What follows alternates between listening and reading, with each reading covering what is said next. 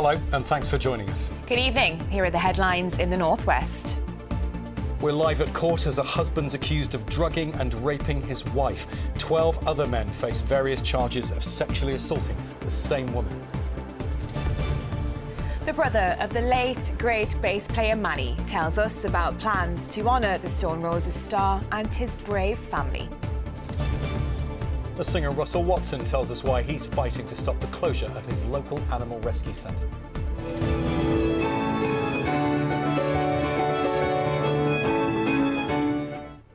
The talented teens bringing Manx folk music to the masses. In sport, Manchester United's co-owner Sir Jim Ratcliffe avoids an FA sanction. Plus, I'll be looking ahead to the weekend's derby delights and why players and their poochers are teaming up. And a dry weekend, we should be so lucky, but it won't be wet all the time. And with temperatures like this, there will be a hint of spring. I've got your forecast.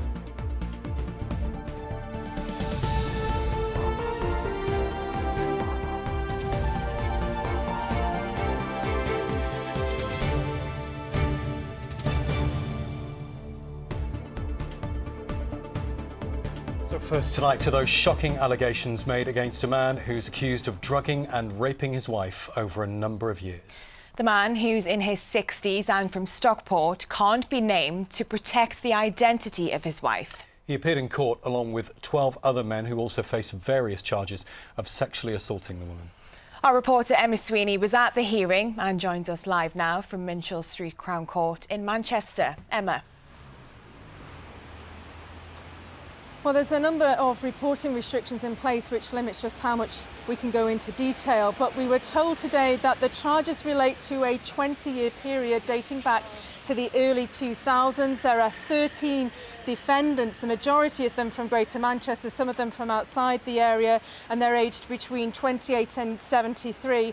And there is one complainant. Now, the complainant's husband, a man in his 60s, he pleaded not guilty to 48 charges put to him today before the court, including rape, conspiracy to rape, and administering a substance with intent to stupefy or overpower. Another man in his 50s from Scotland, he pleaded guilty to 4 counts put to him. They included 1 count of conspiracy to rape and 1 count of assault by penetration. Now, 6 other men pleaded not guilty to a number of different charges, and 5 men were not asked to enter pleas before the court. The public gallery was full here today. We were told that there is going to be another hearing next month, and that is ahead of a full court case which is expected to get underway in September.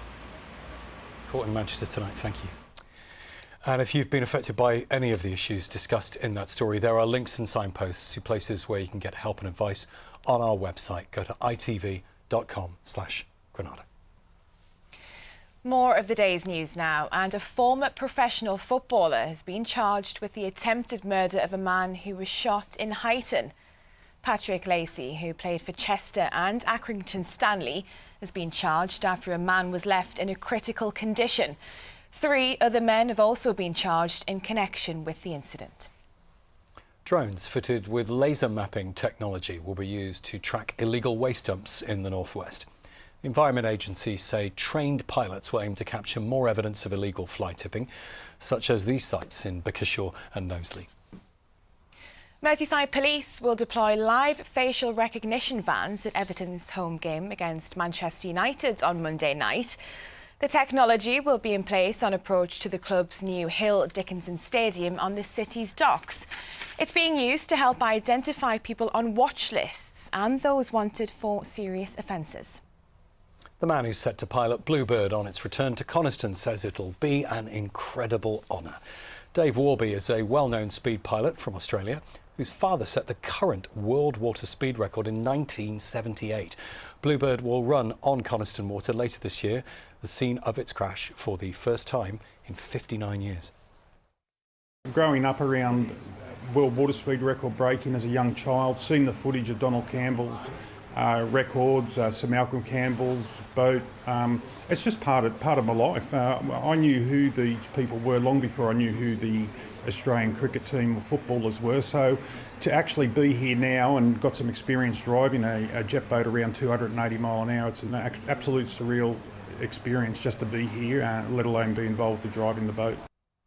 Going to be an amazing day on Coniston, that. Yeah, it certainly will. Yeah. Now, to the campaign to honour a Manchester music legend and raise funds for a cancer charity at the same time. The remarkable Stone Roses and Primal Scream bassist Manny died last year. He had emphysema.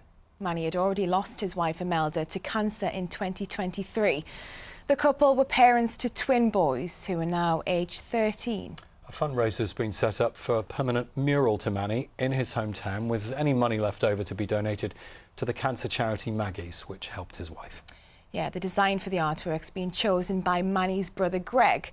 We'll be hearing from him after this report from Tim Scott. Gary Manny Mountfield passed away last November. A much-loved father, husband and brother, his bass playing in the Stone Roses and Primal Scream endeared him to music fans all over the world. Members of both bands, as well as Liam Gallagher, carried the coffin at his funeral as thousands watched on. Manny's death came nearly 2 years to the day that his wife Imelda died from cancer.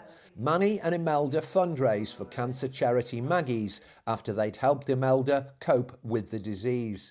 The auction they ran featured gifts from the likes of Oasis and the Foo Fighters, a sign of how much Manny was loved throughout the music world. Now plans are afoot for a permanent tribute to Manny in his hometown of Failsworth in North Manchester. Fundraising has begun for a mural. It'll be painted by the Pick One Art Collective, who produced the Oasis mural in Burnage. Those behind the scheme also plan to raise funds for Maggie's once the artwork's costs are covered. They describe Manny as one of the most loved bass players in British music history and say the mural will be for everyone. Tim Scott, ITV News. Yeah, it's going to be brilliant. Yeah. Well, earlier we spoke to Manny's brother Greg Mountfield and John Macaulay from Grit Studios, the arts organisation which is arranging the crowdfunder. We started by asking Greg how the family is doing. It's been unbelievable.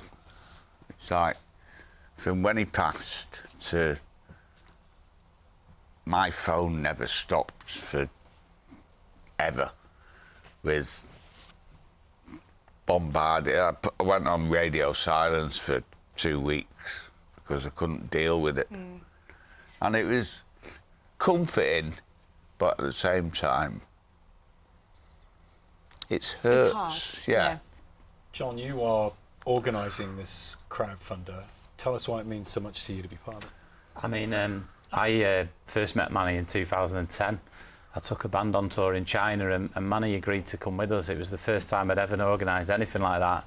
And we ended up stuck there for 3 weeks because of the dust cloud in Iceland.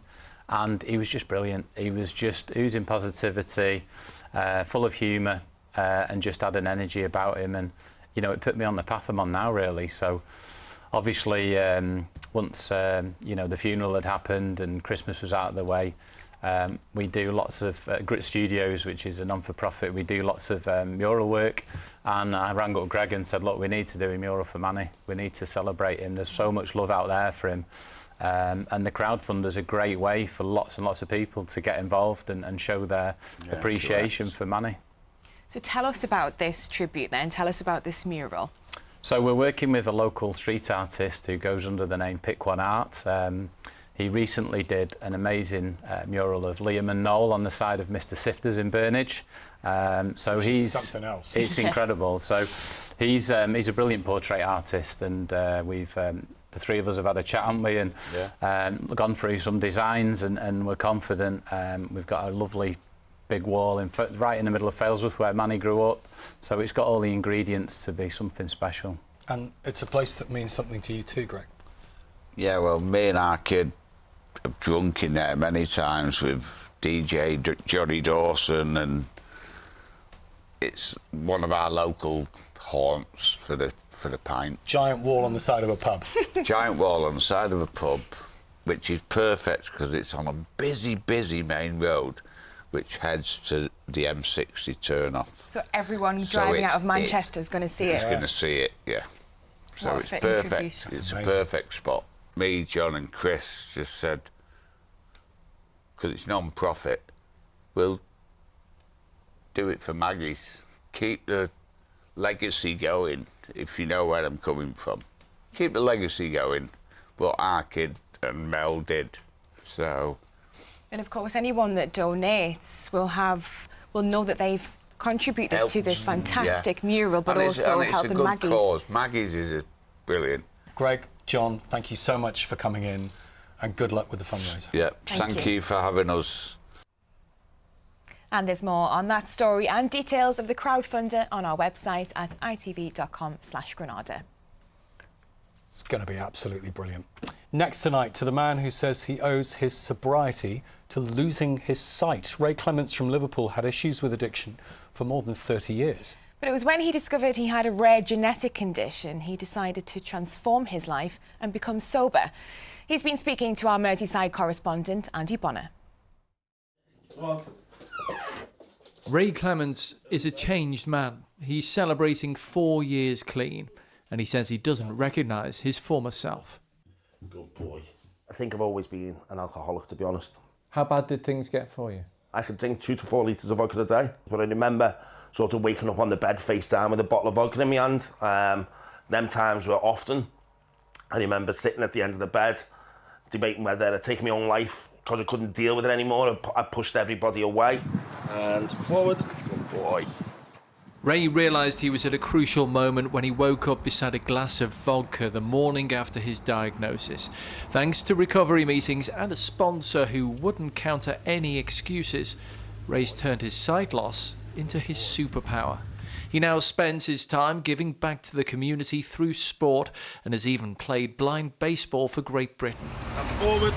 His new life is made easier thanks to the guidance and companionship of his guide dog. Tell me about Garson and the difference that he's made to your life. When you work really hard on removing fear, and there's that little bit that you can't shift, and then they pair you up with an animal that doesn't know what the word fear means, and it's just free and teaches you that it's okay.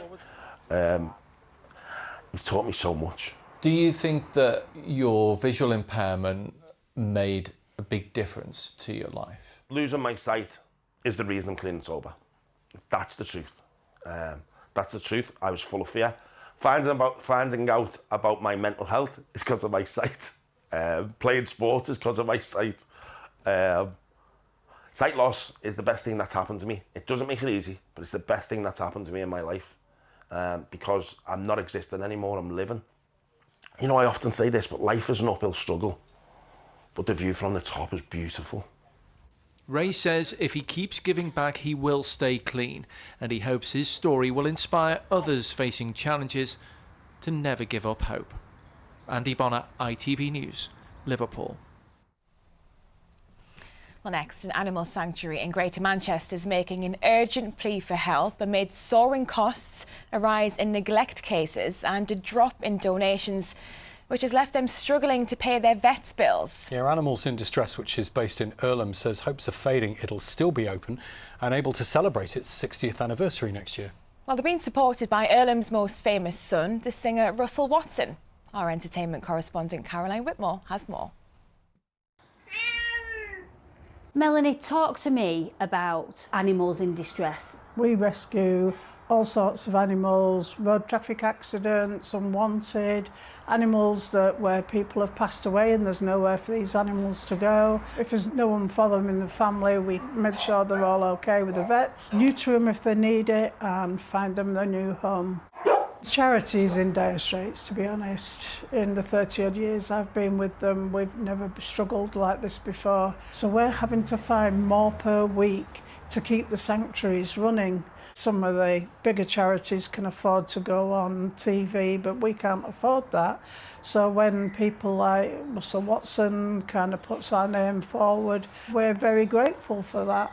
This is a part of the world that I grew up in, Salford, and in particular this area, Earlham, where the sanctuary is. I remember it as a kid. I used to deliver newspapers around here, so it's a place, first and foremost, that I have a real affinity with and it's close to my heart. But as an animal lover, I just decided that I wanted to make people aware, first of all, of the plight. With some of your concerts as well, you've already started to raise funds, haven't you? Yeah, we're going to do bucket collections. There's a GoFund page as well, but it's just really urgent now because if there's no funding for the sanctuary soon, then it'll have to close. Unthinkable for you. Yeah.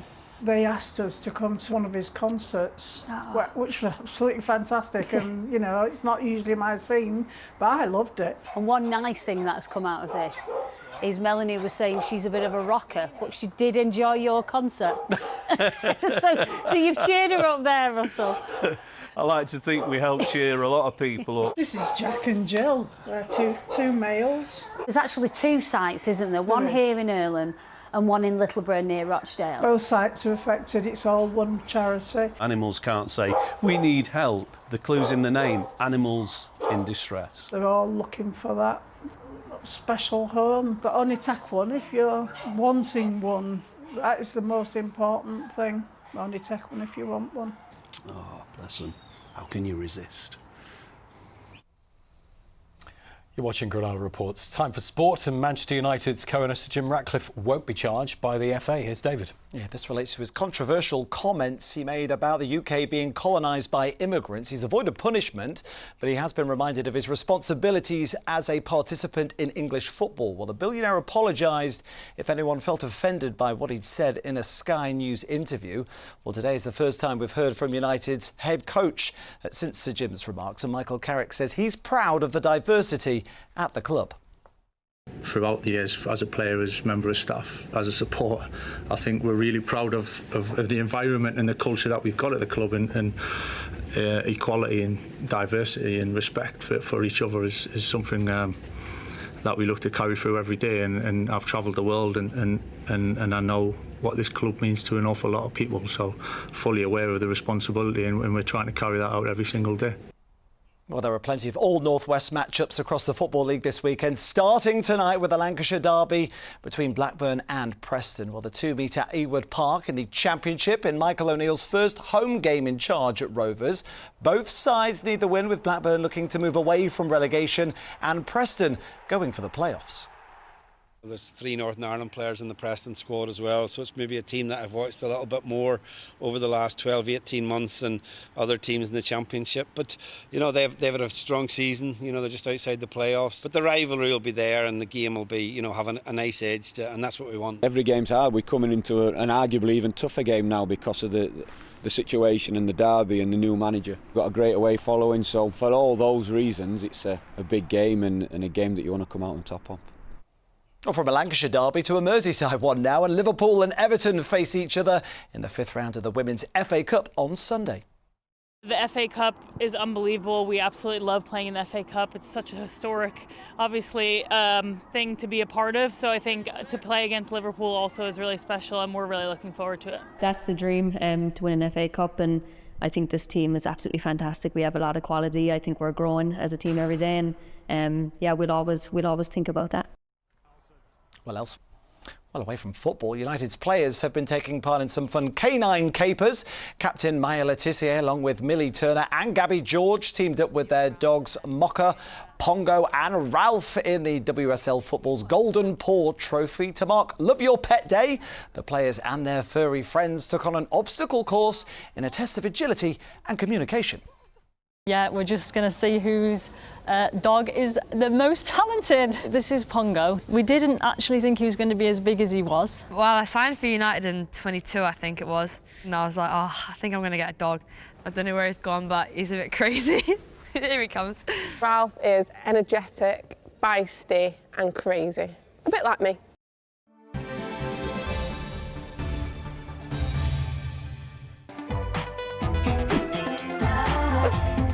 Getting that winning feeling. FOW, sponsor of the Granada Sport Report.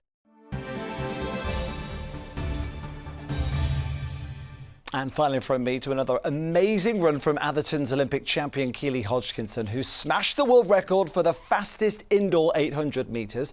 Well, she beat the previous record, which was set almost 24 years ago on the day she was born, by more than a second. She's now targeting the outdoor world record, which stands at 1 minute and 53 seconds, and that has stood for 42 years. And you know what? I bet she's going to do it as well. She is unstoppable, Yeah, isn't she? She's amazing, absolutely amazing. Brilliant, lovely. Thanks, David. Well, finally tonight, to the talented teenagers from the Isle of Man who are sharing their culture through music. A part of a traditional band called Scran, that's the Manx Gaelic term for the common people. Well, they've just returned from the Royal Albert Hall, where they performed traditional jigs and songs. Here's our Isle of Man reporter, Joshua Stokes.